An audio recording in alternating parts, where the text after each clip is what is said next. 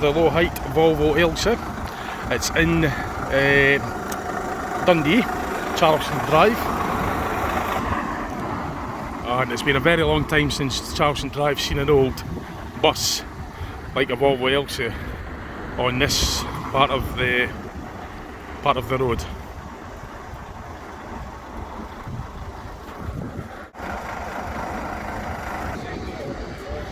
So this is the prototype. It's the one and only Volvo Ailsa that was made in a low floor. There's one muffin boys and buses go past. But yeah, it's only one that's made in this specification.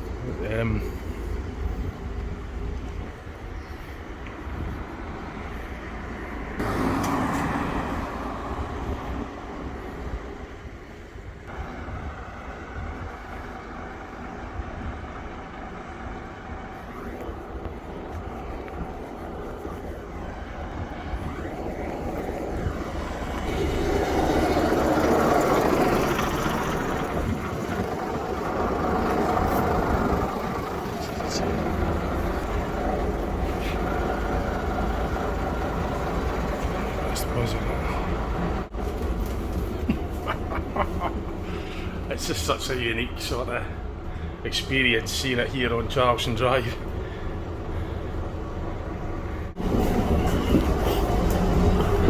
So the Volvo Ailsa is moving away, the Mark 1. It's just going to get footage of it leaving this opposite the bus stop. It would have been many years ago since this part of Dundee saw Ailsas.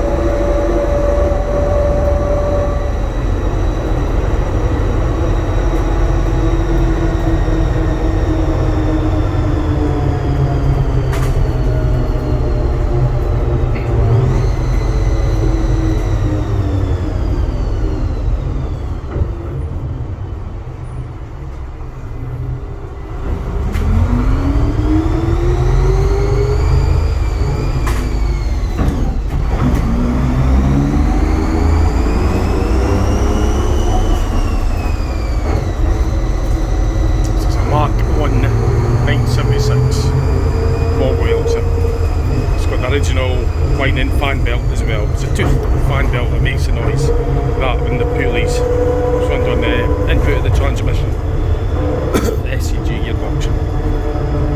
The belt and pulleys make that whining, whistling sound. You get a slight whistle from the turbo as well in the engine, but that predominant whining sound that's there constantly is the fan belt and pulleys.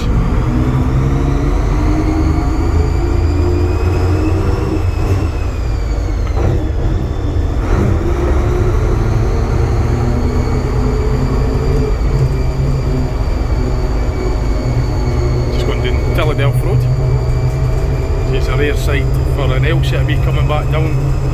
Even though it's not an ex-Dundee one, it is still a Volvo Ailsa Mark 1.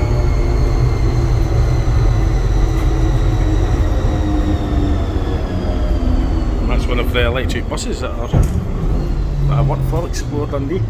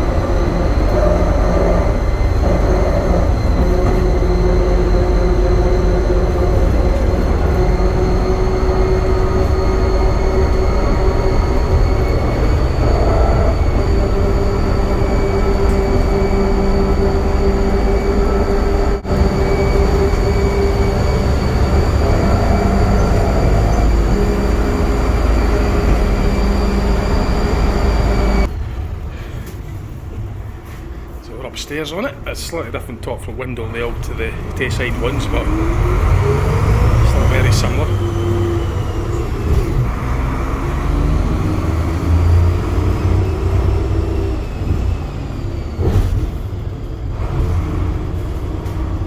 Just going along West Bell Street.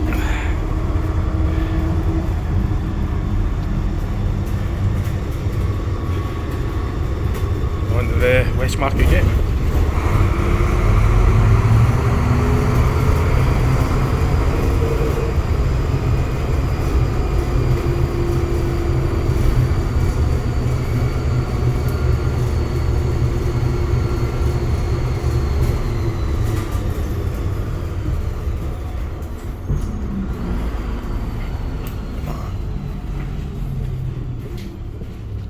Very low roof. It's I know it's 6 foot, and it's really quite a low roof because it is meant to be a foot less. The normal standard Ailsa is 14 foot, 14.5 foot, and it's been the low height one, it's been 13.5. But it's a one-off experiment.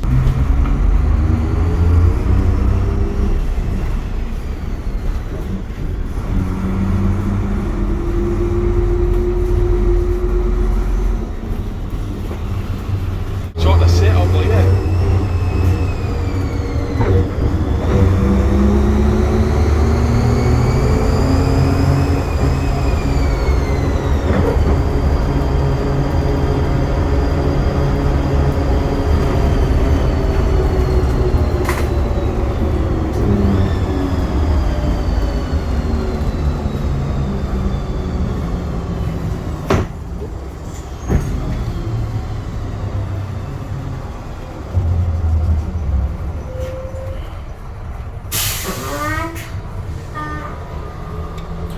a bit about the specifications for the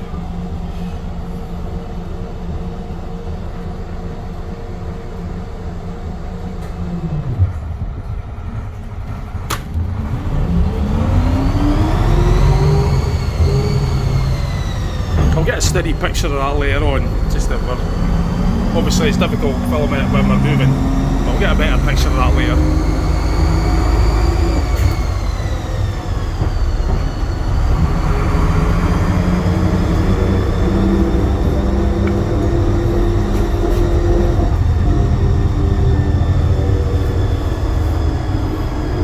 So this being a Sunday, there isn't much of the old Gemini buses out for Explorer. It's usually just the latest buses, the Enviros, the electric buses.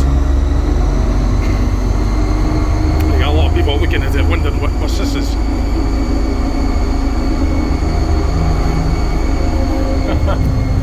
Wonder what is John? That couldn't spot us. Maybe he did, I don't know. What was it? Who was it? It's One thing that might be worth pointing out. I used to drive them. John used to drive these buses like Cover the gearbox. Oh right, yeah. So it's just the normal 2+2 seating, yeah. Just that a little bit extra weight for the cover in the gearbox, yeah.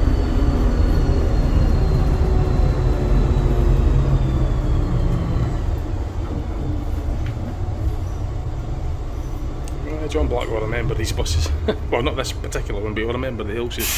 He was the driver of them, and likewise, I was on them at that time when we drove the last one, 1991, in August 5th. It was the last Volvo Ailsa, Mark 1 that is, Mark 1 Volvo Ailsa. But 1999 was the last Ailsas that were much later. But the arm edges, then you had the 51 to 85, they were wire edges. They ran up until the 90s. The 51 to 85 Northern Counties and East Lancs, they were Mark 3s, Mark 2s as well. They ran a wee bit longer, 91, mid 90s they got with it.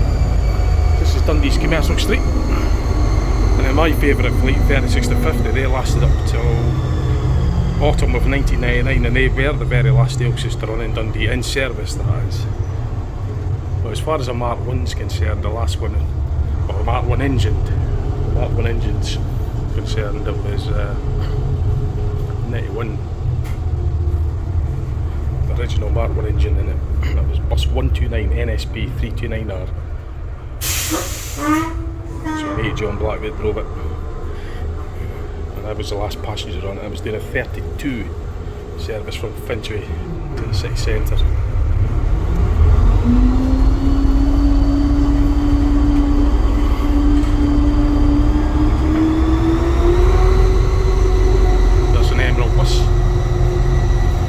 One of our emeralds. People are baffled as to what type of bus this is.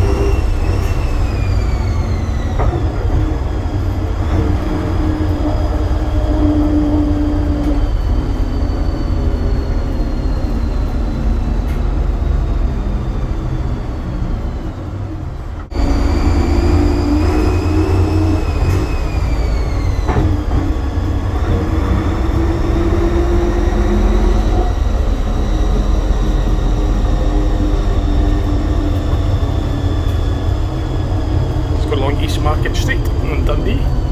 Sorry, East Market Gate. East Market Gate. Dundee's.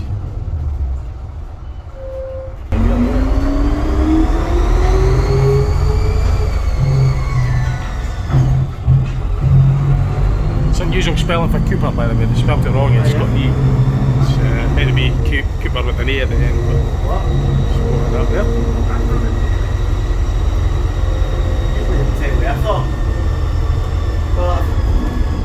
That's the Olympia Centre. And then down to Brett as well. He's really into that. He likes. where would we have to pick Brett from? Probably something like that's the depot that Explore Dundee that I work with. Sebastian.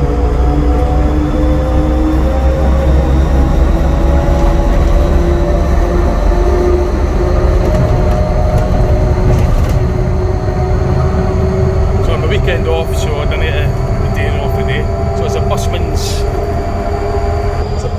day off. On a bus on the day off.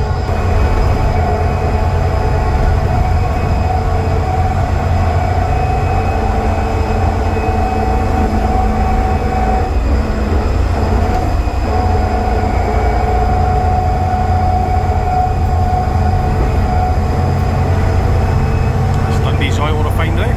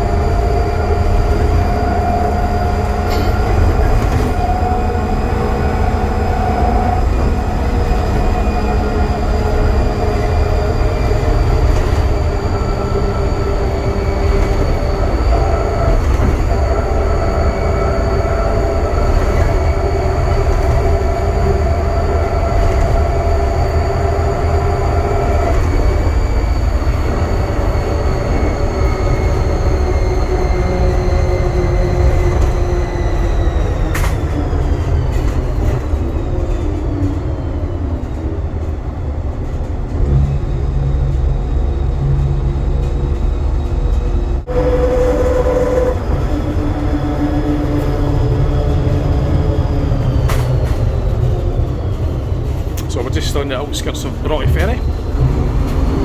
Well, we're actually just passing through Broughty Ferry now, Queen Street.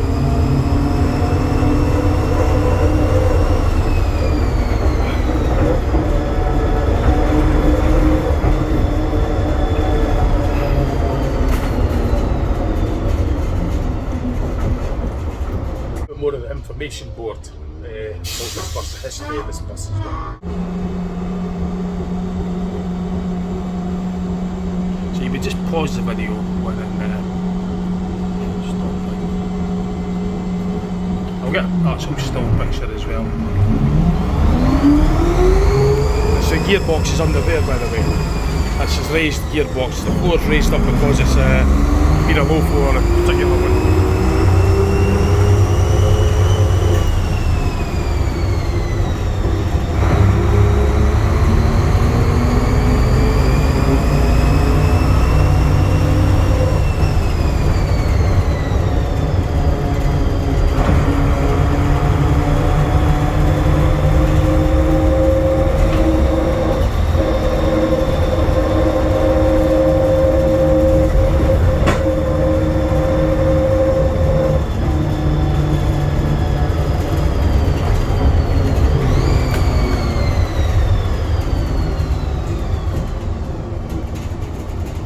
windows are a slightly different level from the ones upstairs. They're shallower downstairs and they're a bit deeper upstairs, which is quite unusual for the bodywork, but it's been a one-off experiment. It's got slightly different, unique features.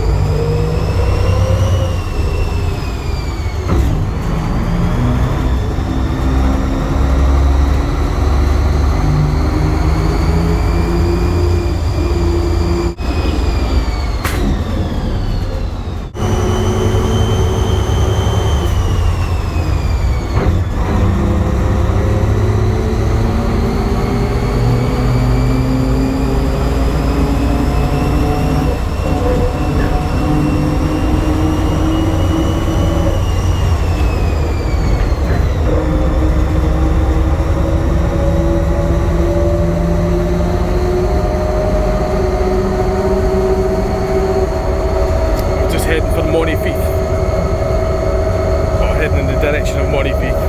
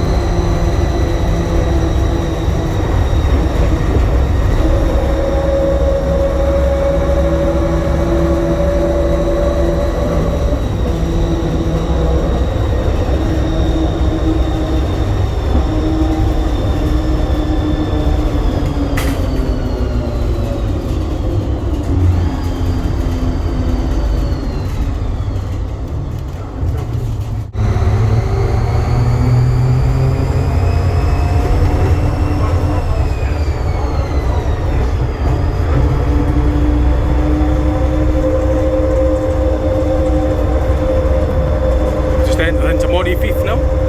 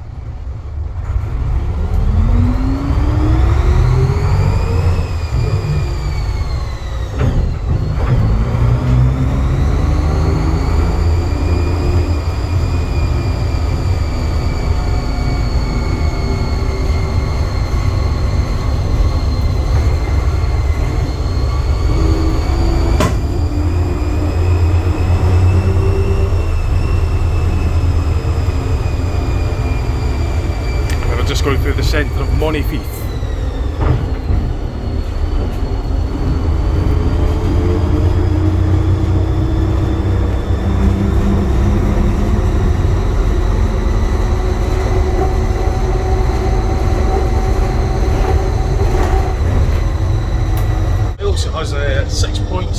4-cylinder turbocharged engine.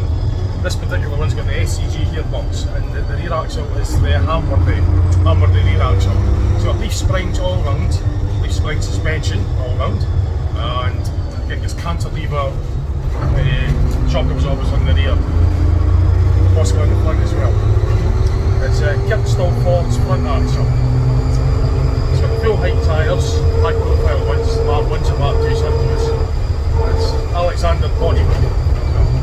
Actually, I'll get the information more when we're stopping, but it's difficult to film that at the same time. But I'll take a photo if that's all still picture of the writing of the history and details of this bus.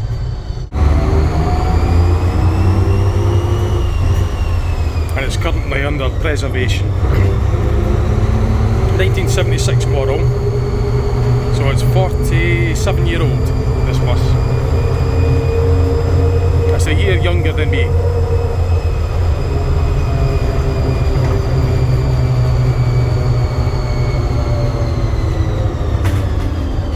Although the Ailsas were around the same year. I mean, the Ailsa came out in 1973.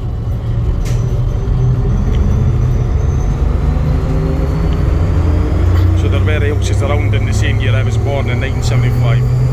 The early ones started 1973 November, I think, and then they started production mainly in 1974, 1975, all the way up to 1985.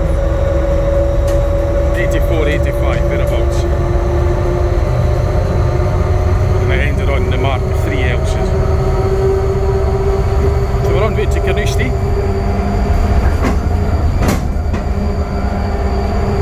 Carnoustie Golf Course.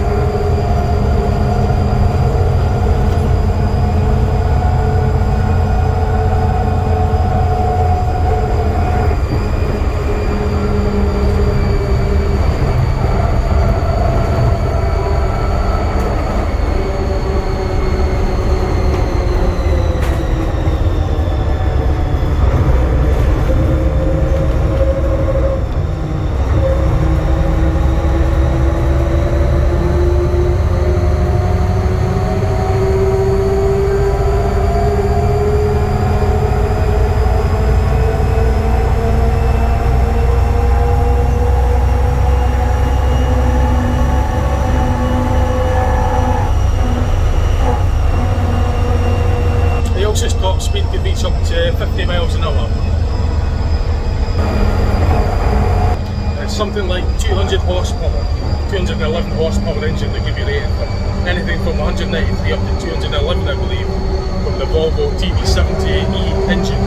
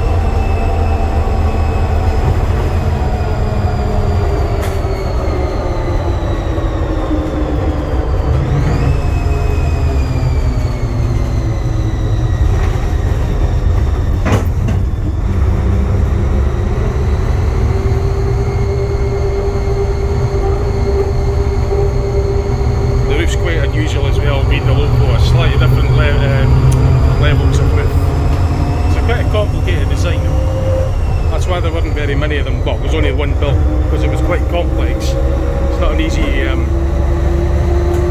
not as quite as straightforward as the standard high Ailsa. It's more complicated for certainly for the aesthetics, for looking at it.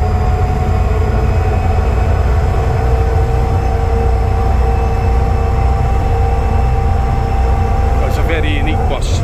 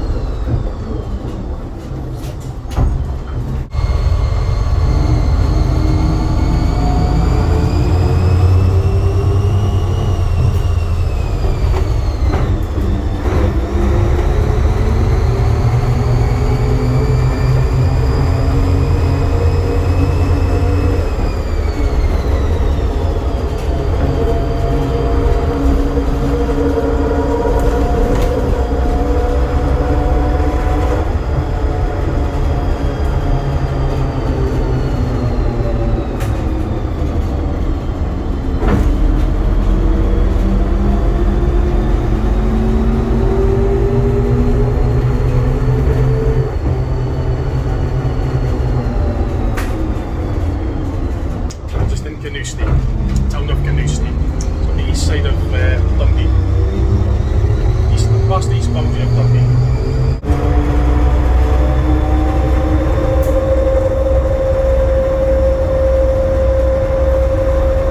I think that's the Corner Hotel. We're just about to pass on the right. Canoosti Corner Hotel, just up ahead. So just right on the corner, hence the name.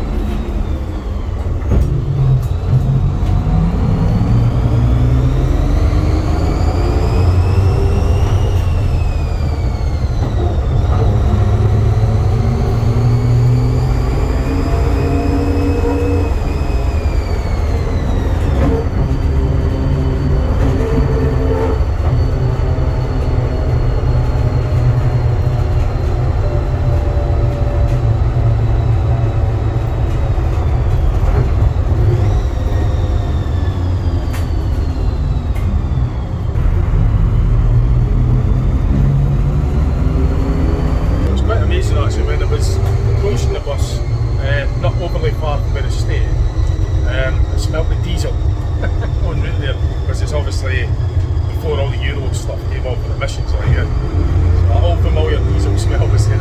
As I knew I didn't see the bus, but I smelt the fumes.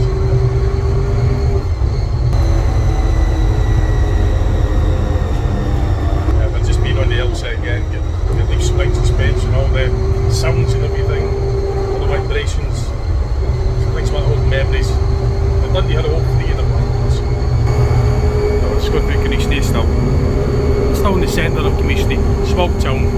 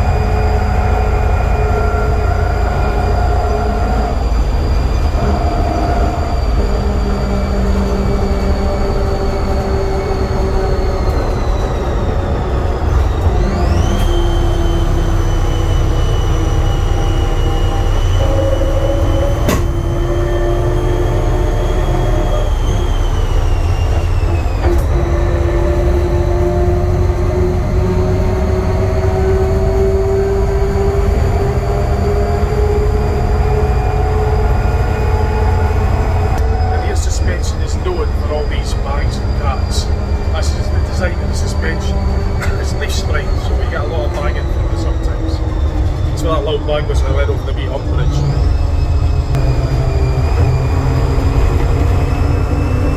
So we're just outside Canusty heading east on the country lane, country road. So no sea on the right.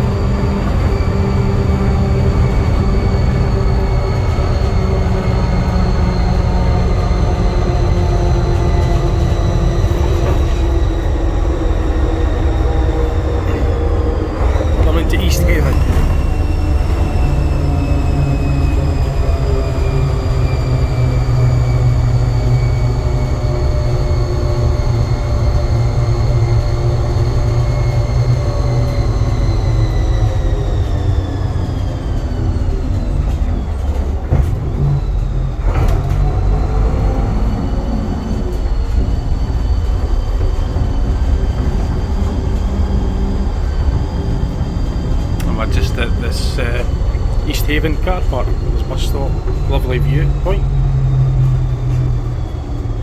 Probably photo shots and stuff here, I think.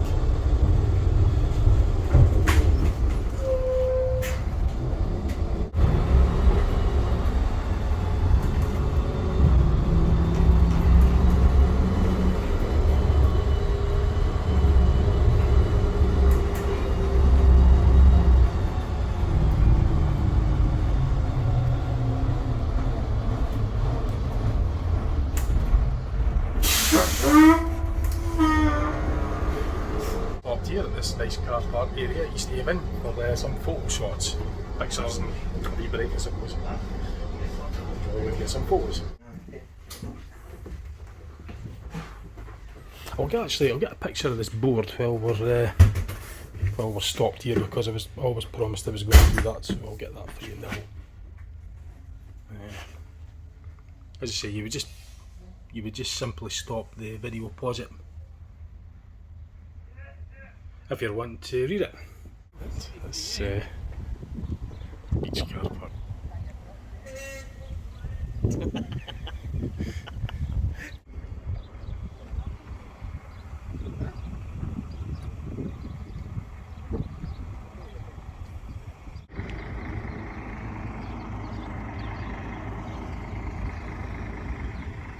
So that's East Haven, that's where we are.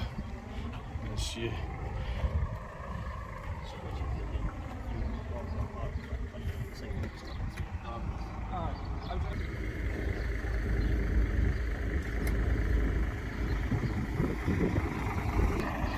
That's the Volvo B10 BLE.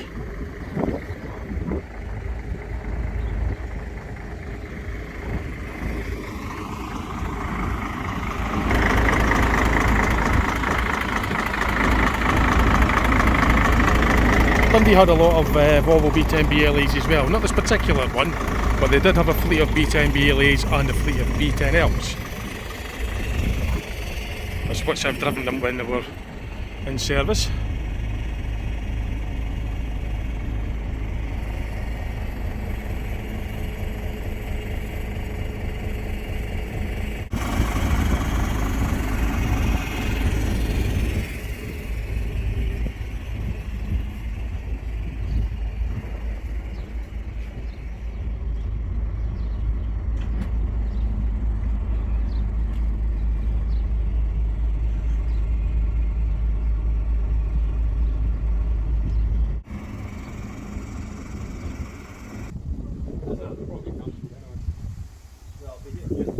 So we've got a service bus, Enviro 200 mm, just Enviro 200, or Enviro 300, sorry, just pulling in. You'll be wondering what's going on.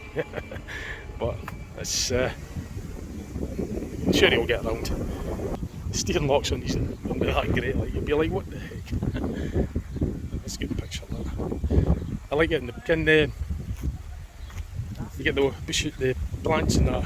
Yeah, that's a good angle. Yeah. service buses in. He's having to get around there like, sure he'll get around. I know the steering lock's isn't that great on the Enviro 200s, 300s, but he'll get around, sure.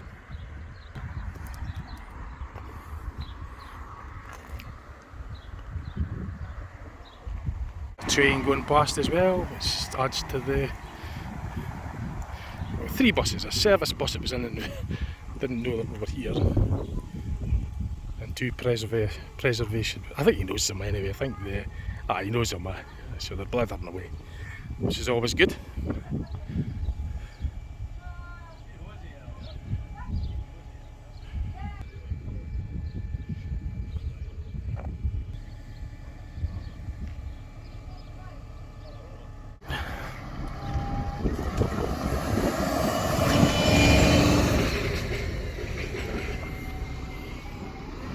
It's a Voith gearbox Enviro 300 Alexander Dennis.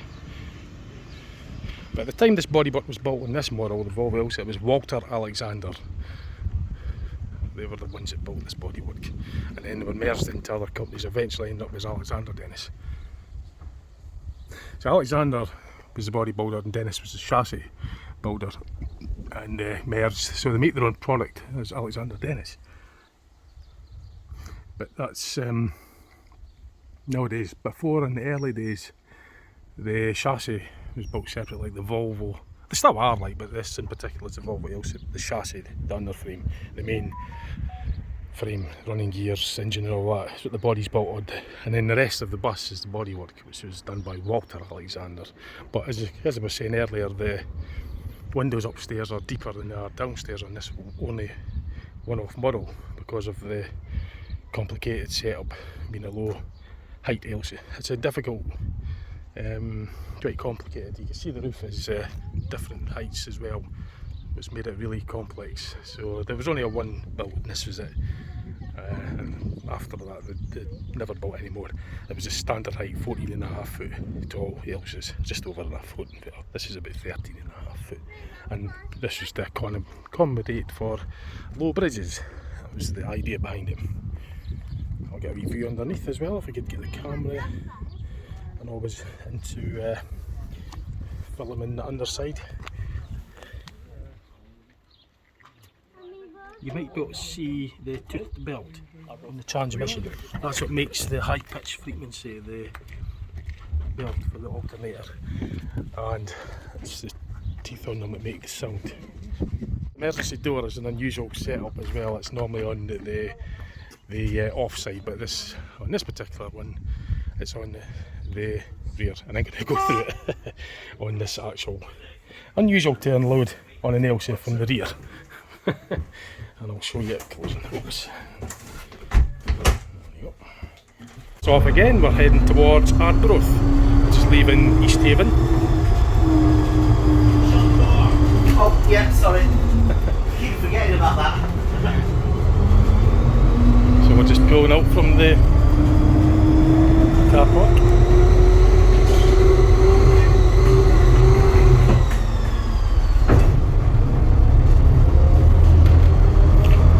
I think this one's semi-automatic as well, which means that the drivers have full control of the gears, whereas the fully automatic ones, carb control, are done by the module. This one's just, I think it's just semi-automatic, so there's no clutch, it's just move the lever to change gear. I'm going to get a shot later, which I'm looking forward to. All the T-side ones were fully automatic. Like a couple of them were converted, but the thankyou is fully automatic transmission. Same gearbox, just to control, because that was all. The actuators were just done with using the electronics. Same mechanical setup as the fully automatic ones. It was just the actuators the same, done controlled by the carb control, by a module basically. Now on this it's done with the driver slides the lever, so it's acts the actuators to change the gear, managing gear system with the gearbox.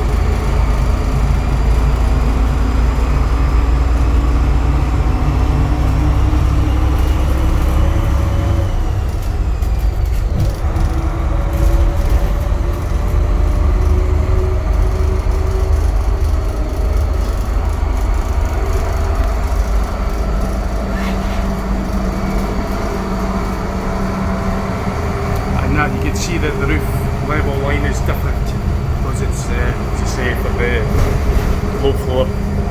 Ouch.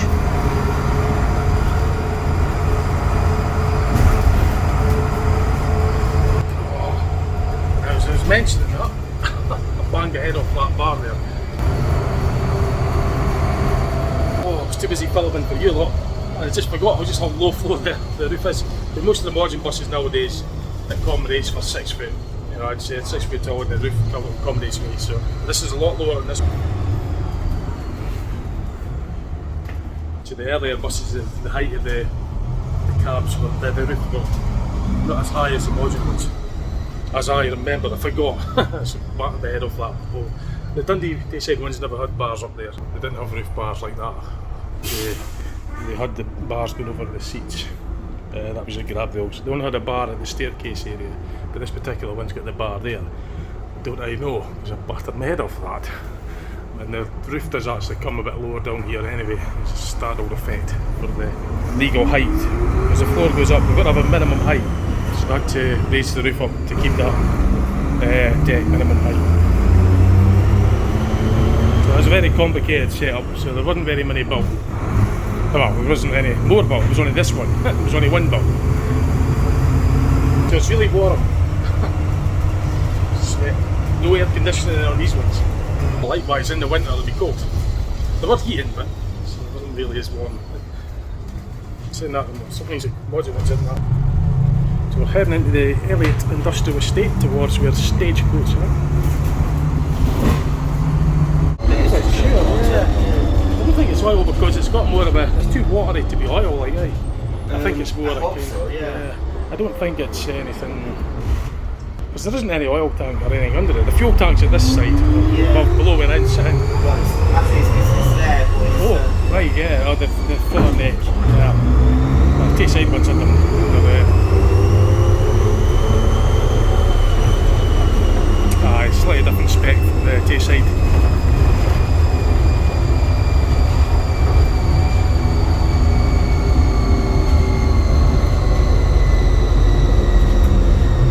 Yeah, I'm pretty sure that's just there's no a loop system on it. Yeah.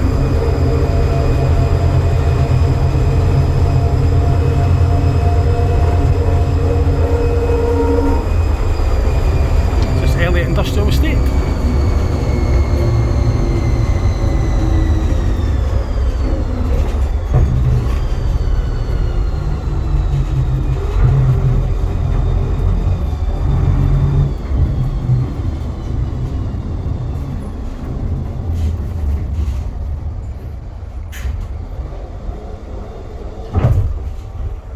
Go in the reverse to reverse and turn. Turn in point. The other bus is turning further down here.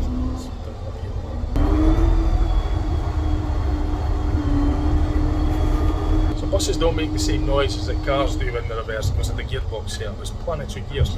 We just put a brake band over another set of planetary gears, constant mesh gears. So it doesn't have that noise like a straight gears on a manual car. Most of the reverse gears make that noise. Gears are selected, the planetary gears are locked with brake bands using pneumatic force.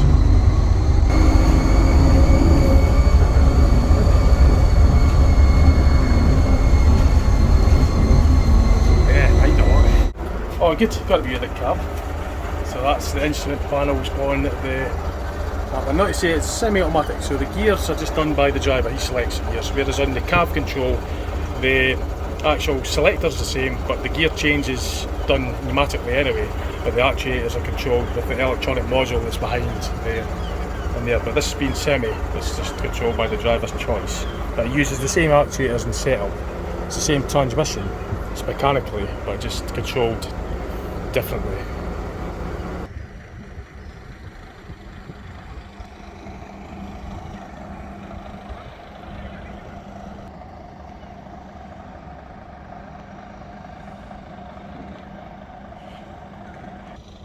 That's one of the views that I like. I like big lorries and I like the buses and that next to each other.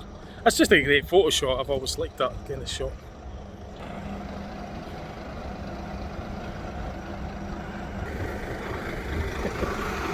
shot.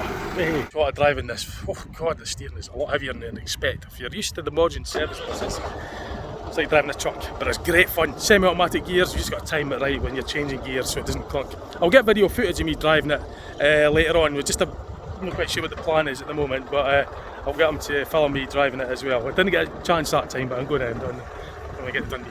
So let's just go to reverse it alongside the B10M, B10 BLE single. So this is at Ardbrooth, by the way, just so in case you don't know where we are. You won't, sure, but just opposite the Ardbrooth football ground.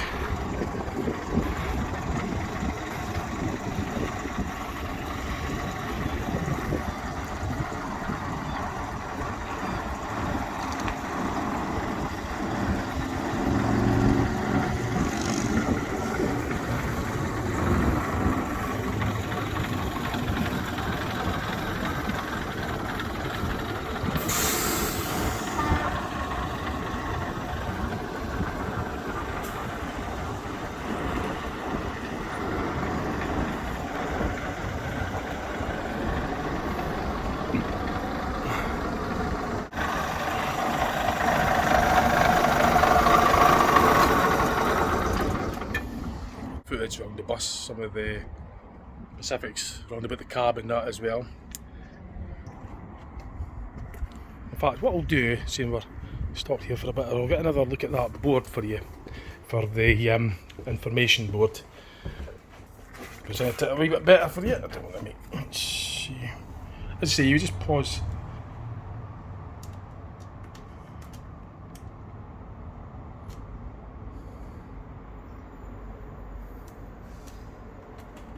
It's a big board, so it's a bit, oh Jesus, a bit awkward. But like I say, just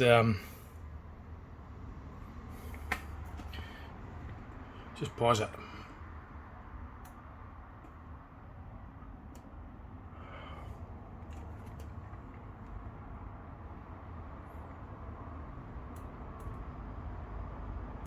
So that's a wee bit of that.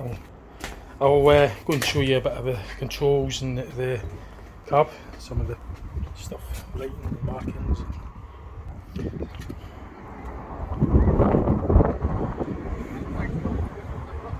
Here controls. That'll be the tow hooks for the. You can screw them, put them in the tow hooks, or in the tow and eyes at the front. So the controls, the instruments, say the gears, is a semi-automatic, as I say. The driver just controls this to his desire. When you're driving it, you just come off the accelerator, let the engine revs, RPMs drop before you put it into gear, otherwise it'll bump. You could sync it a wee bit if you're going up the gear, just now the equivalent of double clutch. But there's no need semi-automatic, you just let the revs drop before you. But when you're coming down the gear, it's something similar. If you're going from 4th to 3rd, you maybe get just a little rev to get the engine RPMs up to match the speed of the wheels, and you put it into the gear. I will say 5, but it's technically a 5-speed box. You start off at number 2, that's kind of like your normal start. Because number 1 is a crawling gear. That's if we're going to have a very steep, top speed about 5 miles an hour. That's the start position. Then you've got one, well, it's actually technically the second gear, but 99 times out of 100 you'll start off in number 2, and then that'll be like 1st, 2nd, 3rd, 4 speed. Although it is technically a 5-speed box, if you include the crawler gear. And the reverse is self-explanatory. You just lift that up and put it in reverse. It sits in there in neutral, and then start it. You put it in the start position. This wipers, air operated, so it's pneumatic wipers. Well, they are. Certainly we're on the Tayside ones, and I think it's no different on this. Just a self-explanatory. Horn on there, horn on there, your main beams, indicators on this side, hazards. Now it's unusual because the buses that I drive, the handbrake for the on position is usually there, but it's sort of the opposite way around in the Mark ones. So on this side, so I think the Mark 2s and 3s are done that way. But it's a bit unusual why they would do that. It should always have handbrakes standard. This being the earlier bus, it should be standard. By the modern ones should be like this, because. But then why they revised it? Well, probably just for ergonomics and safety or whatever. I don't know. It's more likely if you're coming this way, it's going to be putting force down on it, but if you're putting it on, it's easier to knock it off. It's maybe as opposed to doing that with Barajas, but the earlier ones, they've basically revised it, but it is the opposite way around to what I'm used to anyway, because that's the on position, it's off. But on the Martin ones on the Volvo Ailsa, and this one, and well, the Tayside was to my knowledge as well, I'm sure it was the opposite way around. So all your heater controls, the usual switches, the misters, set there. Although it does say the height of vehicle is 14'3", and a bit, you know, it's good to give it more clearance anyway, but it is technically a low floor bus. So I might have to mention that to Richard actually. Just yeah, I wonder why it says that. It's the whole point in this bus is low floor. But 14'3", because the standard height for an Ailsa is 14'6" to 8 to 14'6" or 14'8" or 14'10", depending on if there's like a pod or something on the roof or stuff like that. Slight differences, but they're well over 14 foot. Certainly over 14.5 feet, and this one being the low floor, I think it's to get under low bridges it's about 13.5 foot, 13.8.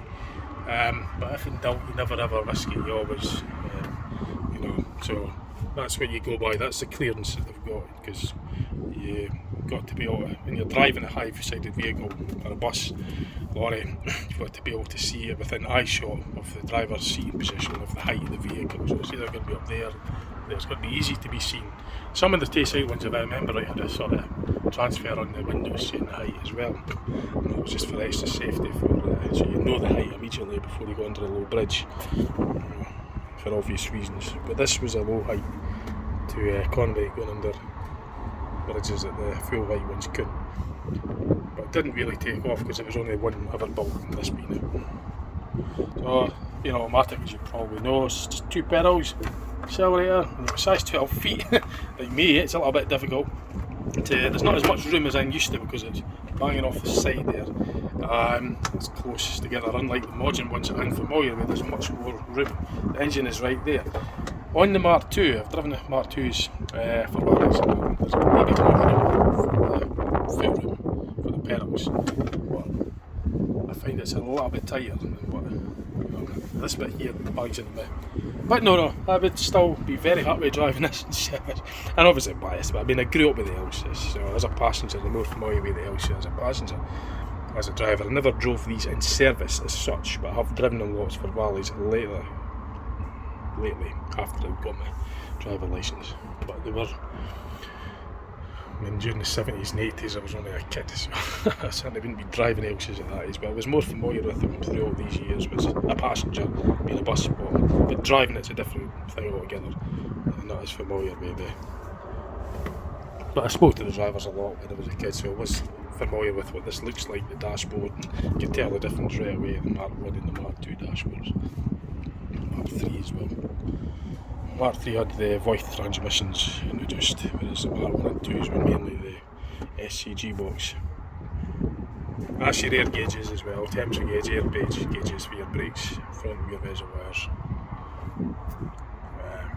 I think the speedometer's maybe been upgraded at some point in its life. It's got a tachograph. I don't think, it might come new with that.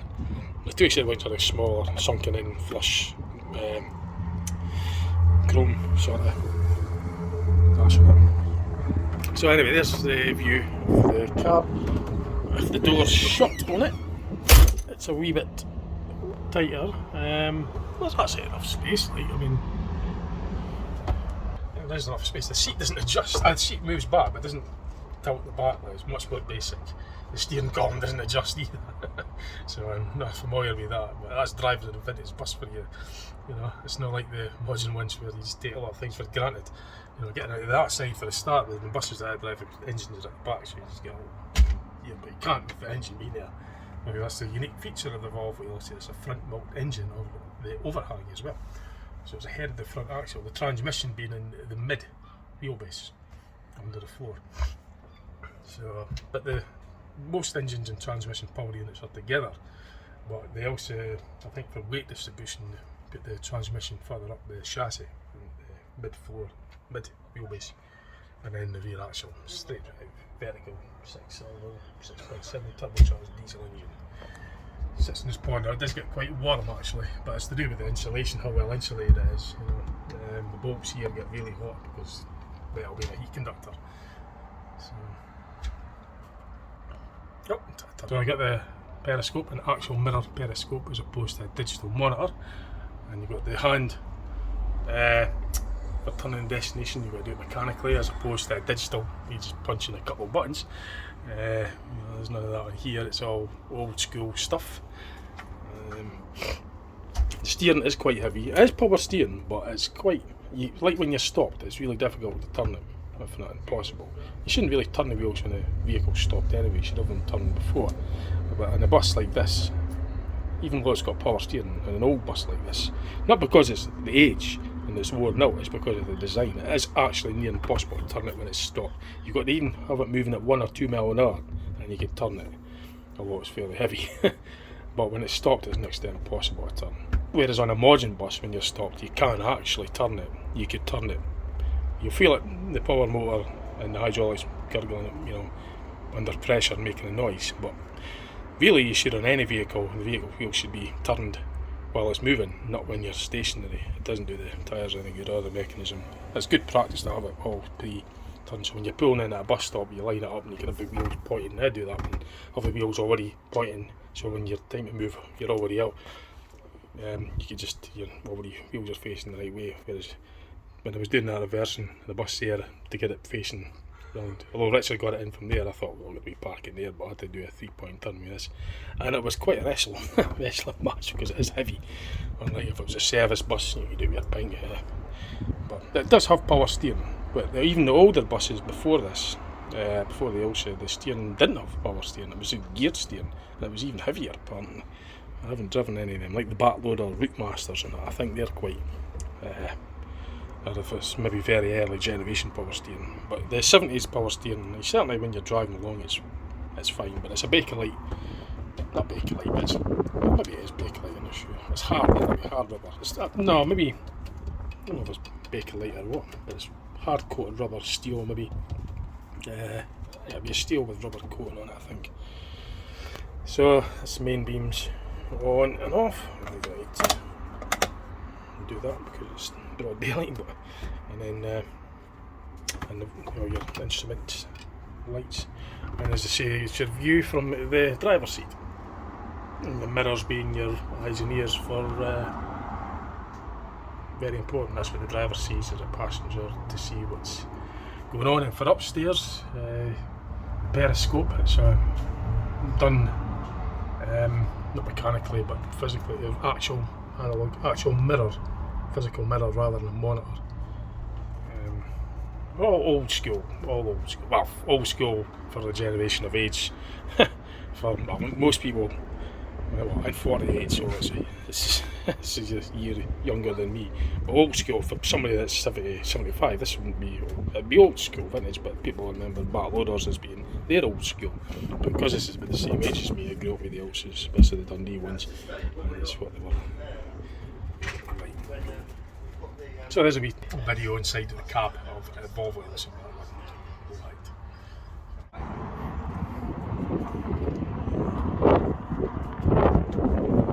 So when I get a shot later on, obviously it's just whatever the plans are. I'm not 100% sure what the plans are for the how I'm going to do it, but I just playing a bit here. If I get, hopefully I will get a shot. Well, I had a shot, but hopefully I get a shot where the grass will get. That's how the film is, driving it around Dundee. And my young brother, hopefully there'll be time for him to get a wee run on it, just to meet his help as well, where I stay. So I just sort of playing a bit here, just see what the plans are for later on in the afternoon.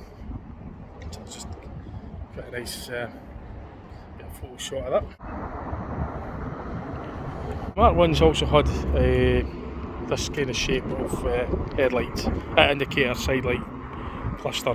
The Tayside ones didn't have this pay as you go or bus stopping signs on it, but the specification for this one does. It was new to Derby as well, this bus, by the way, so that was what they specified. Now the weight is actually a lot less, a bit less than I thought. I thought it would have been a bit, maybe 9.5 tonne, but it's saying 8,973. It's just a tad under 9 tonne, but I don't know if it's weighed with fuel in it or not. I think that must be an empty tank. I'm sure it was about 9.5. The Tayside ones were 9.3, 9.6 and 9.7 and also 9.5. I've got all the exact weights for them. But fuel tank on this side. No AdBlue or anything on these ones. It's well before all that came out. Well before all this exhaust particle filters. There was none of that in these days. It was just straightforward silencers. So there's a wee bit under the side. Tell the mechanics that there, by the way, I'll try and zoom in. That there is the fluid coupling. That's the equivalent of your clutch. That will allow the engine to idle while it's in gear because it's a fluid coupling. It's not a torque converter, it's a fluid coupling. So it's between the engine and the transmission via the prop shaft. That pipe there is the main exhaust downpipe, exhaust pipe. And you can see the suspension, brake chamber, axle, leaf spring suspension, and the exhaust goes round there to come out of the silencer. I've got my hands and knees for this, but I'm going to film it anyway. So it's got the big oval silencer, which is different to what I thought. That there is a toothed belt. You see the teeth on that belt and pulley? That's what makes that whining sound. The gearbox is there. The rear axle, prop shaft, it's all there. And then you got your mainframe structure. They got, I think that's in their tanks. Yeah, that's the air tanks. The 3 tanks here at the far side. But I kind of find it really comfortable kneeling down on tarmac. It's cutting into my, it's sore on my knees. I really should have a mat for doing this. So, but anyway, it's close up to the fan belt that makes the noise, the whining sound, the whistling sound that's there all the time. Although it's a turbocharged engine, you will get a whistle from it, but it's not that. It's making that constant loudness. I mean, that's the fan belt that's doing that. So there's a wee bit of the underside. View of the underside from the near side as well. Just very briefly, because I say it's very sore on me. It's very uncomfortable on me doing this. So you've got the drop centre hamworthy rear axle as well, by the way. So I've maybe mentioned that already. I've got the rear rear overhang. So at the rear of the bus has got the batteries and the fuel tank. I think it's a 45 gallon fuel tank on Ailsa. No, the Tayside ones had it on the near side, but on this specification it's on the off side. And that's the rear view of the back diff, brake chambers. The batteries are in the battery boxes somewhere right above there, I think.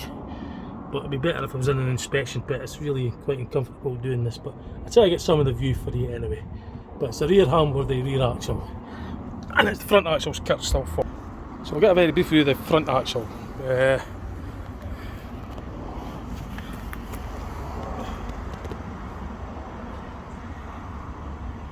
So I'll try to get that for you, but I'm not going to answer these too many small stones and it's soring me. So it's a wee bit of the technical spec of it. So the engine pod, basically the installations, to get access to the engine, these bolts come off and this cover comes off and you get access to the engine. The fluid coupling access point is there for topping up with fluid. The prop shaft runs right along and into this raised gearbox. On the normal Ailsas that would be flush with the floor, but because it's low floor, they've lowered the actual sunken floor, which means the gearbox has to be not raised but protrudes into the cab. I think that's heated boxes there. And as I say, the back door, emergency door, is unusual for normally it's just on the offside rearmost.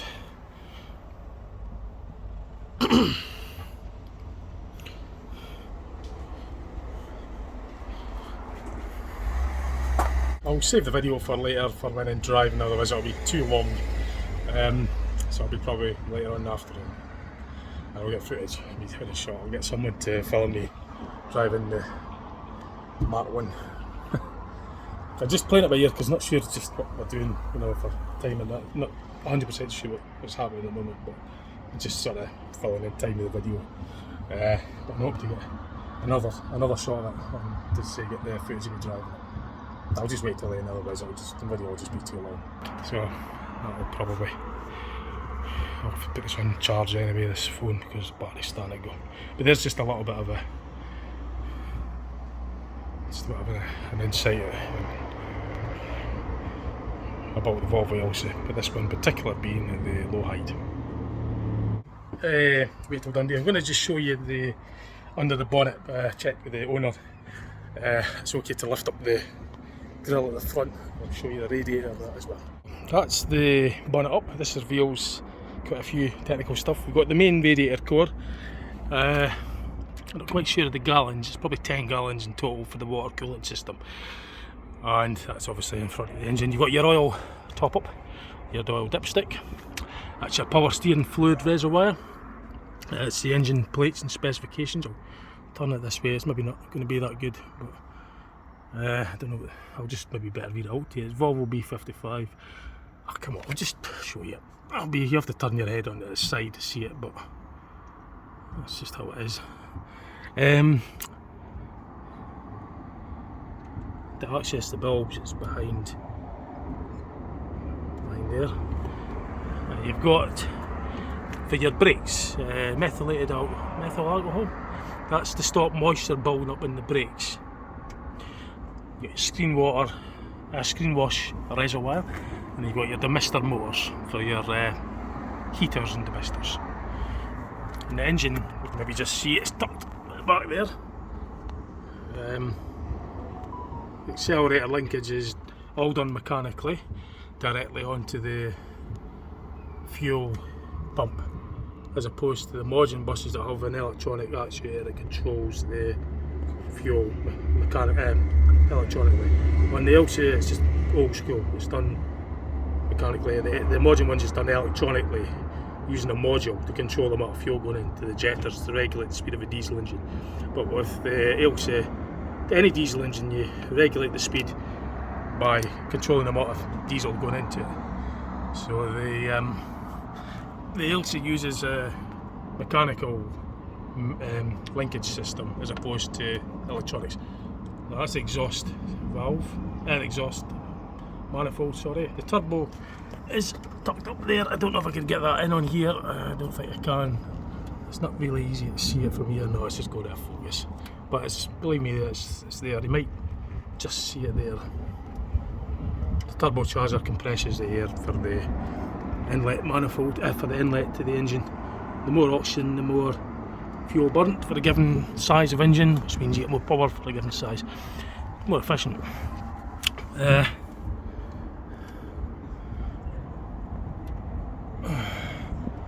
So that's a bit uncomfortable because it's low down and then it's a bit sore of me, but I did get a bit of a view for you of the components. So that's basically the overview of it. A hydraulic power steering pump that's driven mechanically from the engine. I think it's done on the timing gear sides, and that basically gives a hydraulic fluid for the power steering mechanism on the Ailsa. It just basically lifts up like such, and it's got the wee little like what you've got in a boot lid on a car or a hatchback, the hydraulic, not the hydraulic, the stays, the shock absorber things that keep the lid up. I can't remember what you call them right now. It just keeps the lid up anyway. So there you go. There's a little bit of the mechanical stuff. Now, I didn't really get a view under the front, but I'll maybe just do that. I'm not going on my hands and knees for this because it's not easy, so I'm just going to show you from here.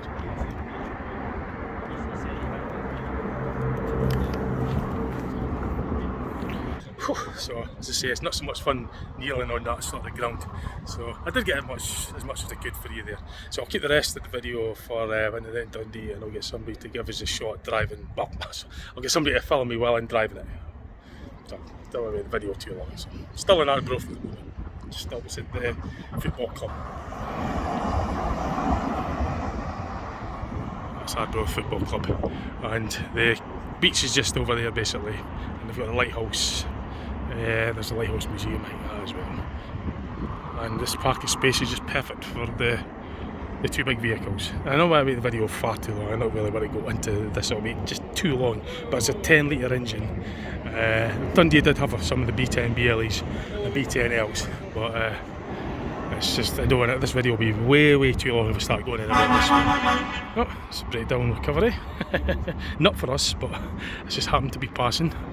So, but yeah, it's a 10 litre Volvo inline, inline but horizontal ZF gearbox, rear mount, and it's Volvo straight axle, and I think it's ZF front axle on it. There's Kirstall Ford front axle in there, Hamworthy drop centre, double reduction axle for the so double reduction meaning that the differential changes the reduction in gears for increasing torque, and because it's drop centre there's another set of transfer gears to bring the drive up to the hub, and that also reduces the speed, which increases the torque. Whereas in the Volvo straight axle, it's air suspension, all this all wound, and it's also level as well. You can all adjust the level. It's just a straight axle as opposed to that. But I'm not going to go. It's too much. It'll be way too long. That's a different project. But this concentrated on the Ailsa for now. Otherwise the video is just going to be miles long. And there's the lighthouse is over there, and there's a museum visitor centre there as well. And Arbroath, just if you're ever here, we're over to visit. It's nice on a nice nice sunny Sunday afternoon today. There's a stagecoach, Volvo B11 I think. Stagecoach coach, triaxle. This will be Paxton bodywork. Anyway. I'll get this phone on charge. I've got the portable charger in this, and I'll just keep the video down to minimum. So I'll fix me driving the next time.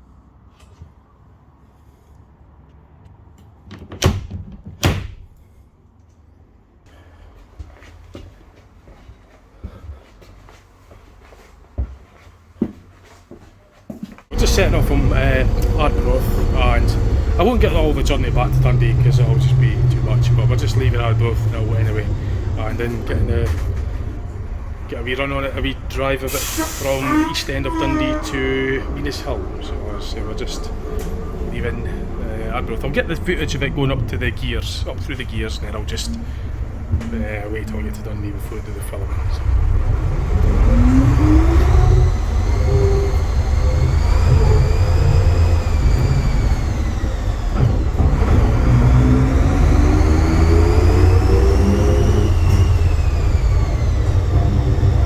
Obviously we go this way because there's a bridge, low bridge.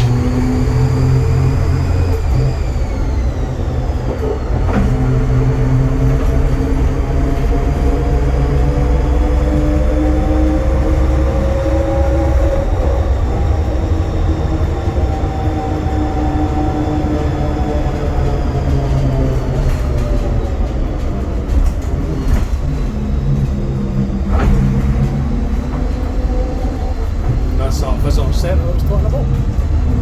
The harbour visitor centre, lighthouse. Some tourist information as well, I think.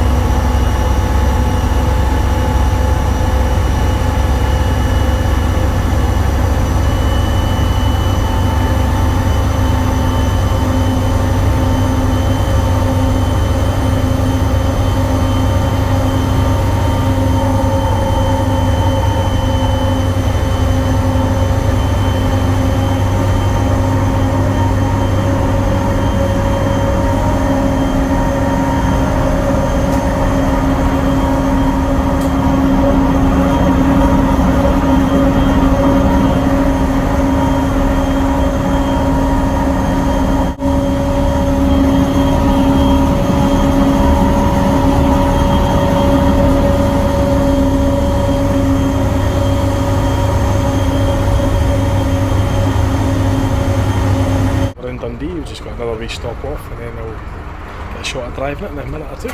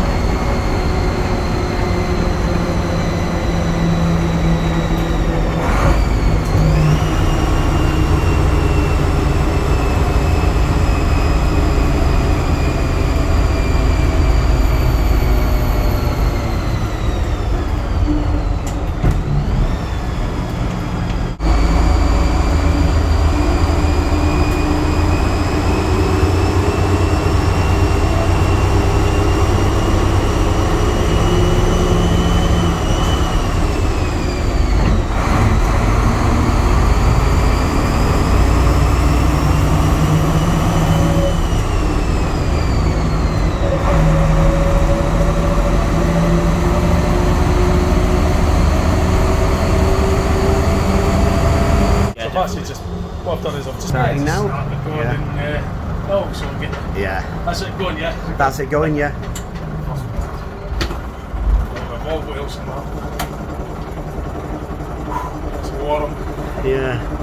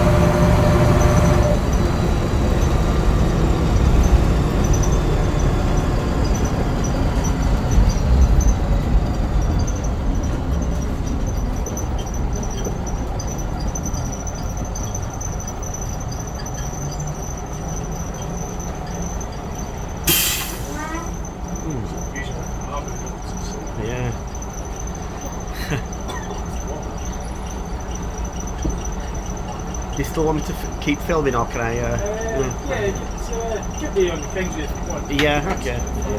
Yeah.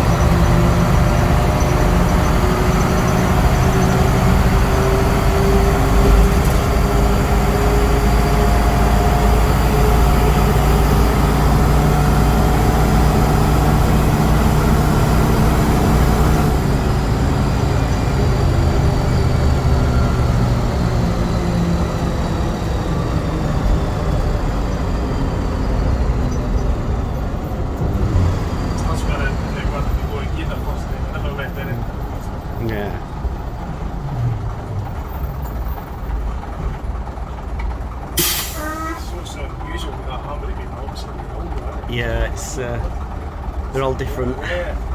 See, I didn't go into the first last year because I never been down to the third first last year. Yeah. Go from fourth to the third. I would not let you go into any other gear unless you go through third first. Yeah. So that was why I wasn't going in. Aye. And I didn't do it in the last year because I never went. Some of you might remember when you're doing the gears on this particular semi-automatic. It wasn't the first no bother, no. Yeah. But That's second. Yeah, that's second. Yeah. So technically second. Yeah. First being the crawl. First.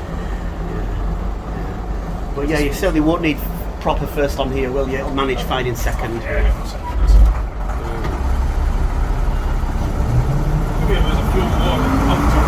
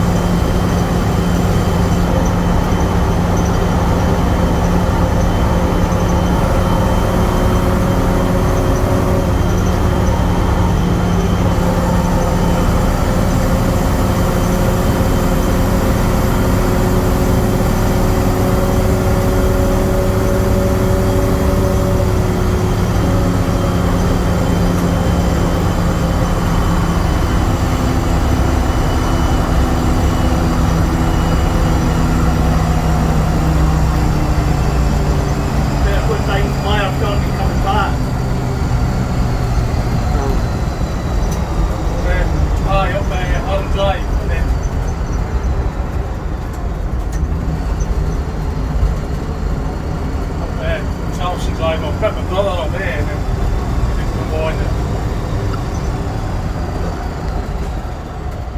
That should be a goal. Okay. Yeah, ground. Right. Yeah. So this is.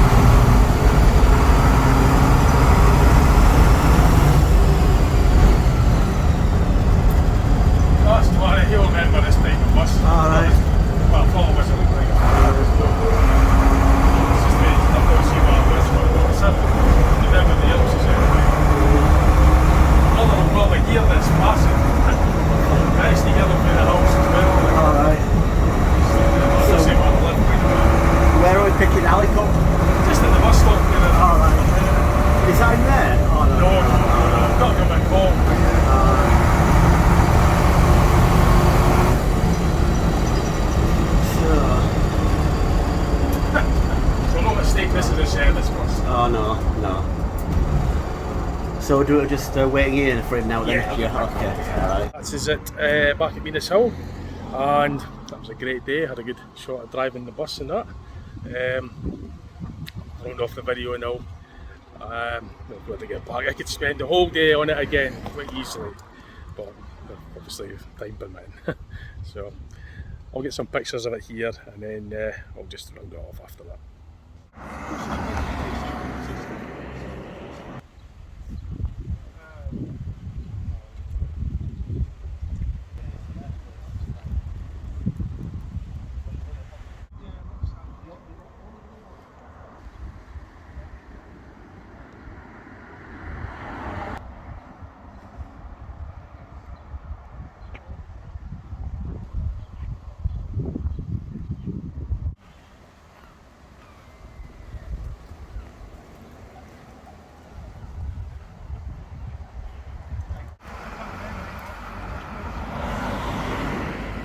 So, hope you enjoyed the video and thanks for watching. Just see what else I put up on my channel. Okay, bye for now.